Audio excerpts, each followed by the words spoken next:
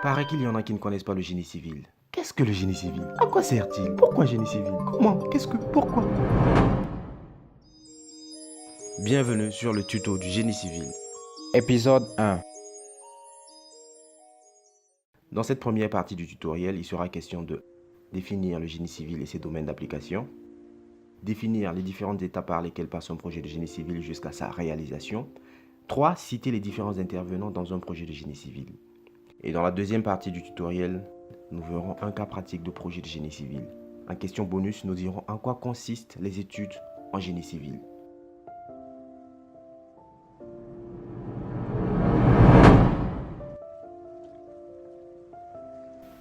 Le génie civil est un secteur d'activité qui s'occupe de la réalisation d'ouvrages tels que les bâtiments, les routes, les ponts, les ouvrages d'art, etc.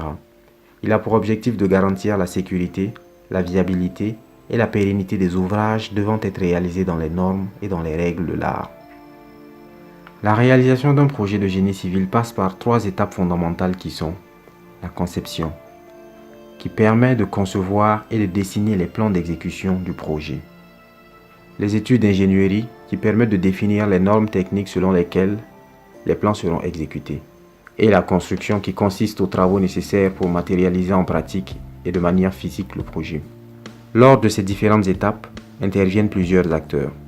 L'architecte, l'ingénieur de calcul, l'ingénieur des travaux, le topographe, l'ingénieur du suivi et du contrôle des travaux.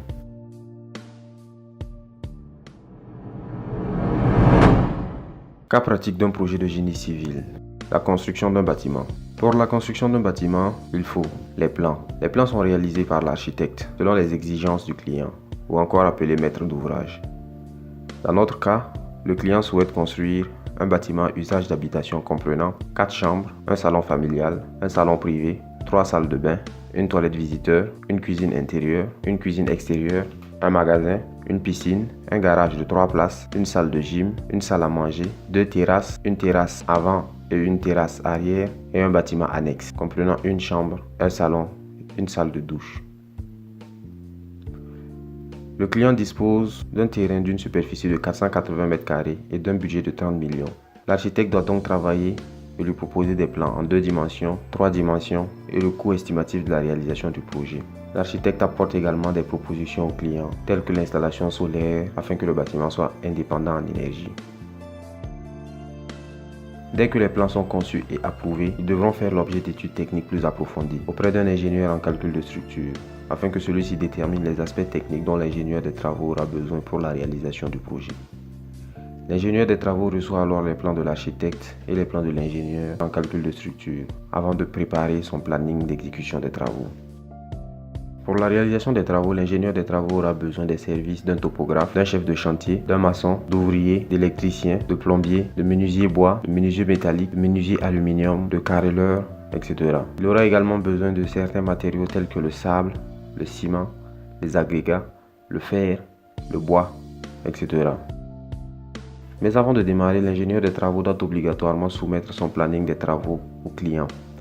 La bonne exécution des travaux dépend essentiellement de la qualité et de l'expérience de l'ingénieur des travaux et des différents intervenants, la capacité financière du client à pouvoir décaisser l'argent selon le planning des travaux sans interruption. La planification des travaux est essentielle dans l'exécution d'un projet car il permet d'organiser l'avancement des travaux. Et il permet également aux différents acteurs ou corps d'État de savoir où, quand et comment ils doivent intervenir. Et une fois que tout est réuni, les travaux peuvent démarrer. Question bonus. Les études en génie civil permettent d'acquérir le bagage et les diplômes nécessaires pour gérer des travaux dans le domaine. Plusieurs débouchés s'offrent à l'étudiant après ses études et lui garantissent soit un emploi ou soit encore la possibilité de créer et de gérer sa propre entreprise, selon sa vision et ses motivations. Contrairement aux impressions que certains se font sur cette filière, le génie civil n'est pas exclusivement le métier des hommes, car les femmes y ont également leur place. L'avantage dans ce domaine réside dans le fait que l'étudiant peut choisir de se spécialiser dans une des multiples branches dont dispose la filière. C'est tout pour le tuto 1, rendez-vous au tuto 2. Pour tout conseil et assistance, veuillez nous contacter ici. Le comité de valorisation du génie civil. Osez apprendre, savoir, partager. Rappelez-vous, la richesse c'est d'abord le savoir. Recherchez donc le savoir.